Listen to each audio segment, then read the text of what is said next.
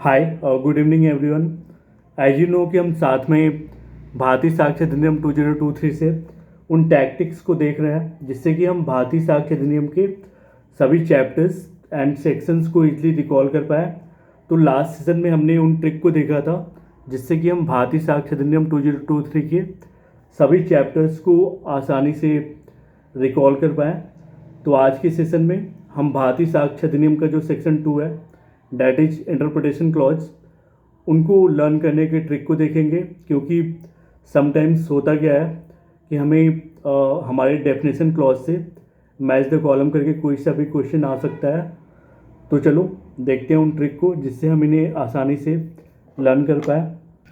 तो आज हम देख रहे हैं भारतीय साक्ष्य अधिनियम 2023 से section 2 that is your definition में जो इंटरप्रिटेशन क्लॉज है उनको देख रहे हैं, लाइक उनको लर्न करने के इजी ट्रिक को, क्योंकि आपके प्रीलिम्स में एक क्वेश्चन ऐसा होगा जो कि आपको इन सभी क्लॉज को दे देगा मैच द कॉलम कराने को।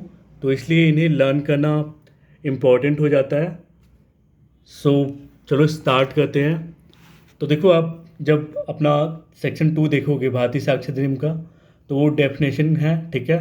तो वो जो कि दे रखा है आपके पार्ट 1 में, ठीक है, प्रिलिमिनरी में। तो अब यहाँ से हम अपने ट्रिक को देखते हैं, क्योंकि हमें यहाँ पे लर्न करना है बस प्रीलिम्स पॉइंट ऑफ व्यू से, ताकि अगर इसमें से का कोई भी क्वेश्चन हमें मैच द कॉलम कराने को दिखे तो हमसे वो करेक्टली टिक हो जाए। तो यहाँ पे आप सबसे पहले ए बी एंड सी तक देखो। यहाँ पे आप बेसिकली एक पोएम फॉर्म में कह सकते हो, ए कोट मैंने तो को कॉन्क्लूसिव प्रूफ दिया फिर भी तुमने डिसप्रूव कर दिया, ठीक है। ए कोट मैंने तुझे कॉन्क्लूसिव प्रूफ दिया फिर भी तुमने डिसप्रूव कर दिया, तो ये ए बी सी हो जाएगा। बाकी आपका जो अल्फ़ाबेटिकल वाइज है, ठीक है, तो आपको जो क्लॉज डी है उसमें आपको डॉक्यूमेंट मिल जाएगा, क्लॉज ई में आपको एविडेंस मिल जाएगा, क्लॉज एफ में आपको फैक्ट मिल जाएगा, and clause G G for girl होता है, ठीक है। तो गर्ल को फैक्ट को लेके ज़्यादा इश्यू होता है, ठीक है।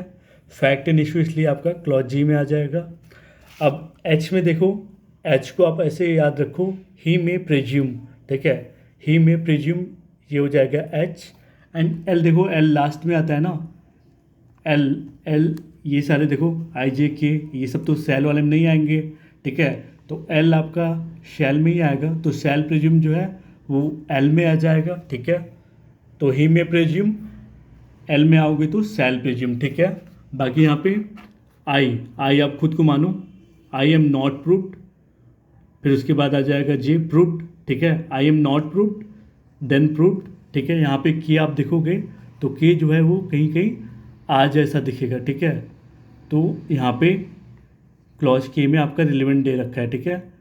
क्लॉज के में रिलेवेंट दे रखा है क्यों? क्योंकि के को आप ऐसे आ जैसा फील कर सकते हो, ठीक है। तो आर फॉर रिलेवेंट, बट यहाँ पे आर कहीं दिया नहीं है, तो आप समझ जाओगे कि के में ही रिलेवेंट है, ठीक है। तो एक बार फिर से हम रिकॉल कर लेते हैं।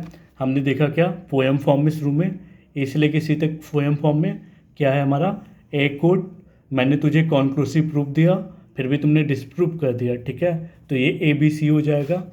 तो डी में हमने देखा अल्फ़ाबेट वाइज है, तो डी में डॉक्यूमेंट, ई में आपका एविडेंस, एफ में फगिंग फैक्ट्स, जी में गर्ल को ज़्यादा इश्यू होता है तो फैक्ट इन इश्यू, एच में ही में प्रोज्यूम, एल में क्या है सेल प्रोज्यूम, ठीक है। एच में क्या है ही में प्रोज्यूम, एल में सेल प्रोज्यूम है। यहाँ पे आई देखो, आई am not proved, J proved हो जाएगा, कि हमारा आ जैसा दिख रहा है तो ये रिलेवेंट हो जाएगा। सो हमने उन ट्रिक को देख लिया जिससे कि हमें डेफिनेशन क्लॉज लर्न हो गया। आगे हम सेक्शंस को लर्न करेंगे। So stay connected, thank you.